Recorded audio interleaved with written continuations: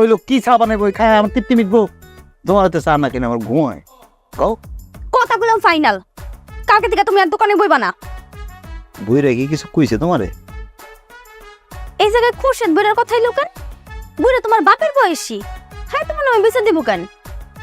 তুমি যদি আমার বিশ্বাস করো তাহলে তুমি আর চায়ের দোকানে বইবা না। তুমি কয়দিন রিক্সা চালাও, দুইজন মিলে ইনকাম করো।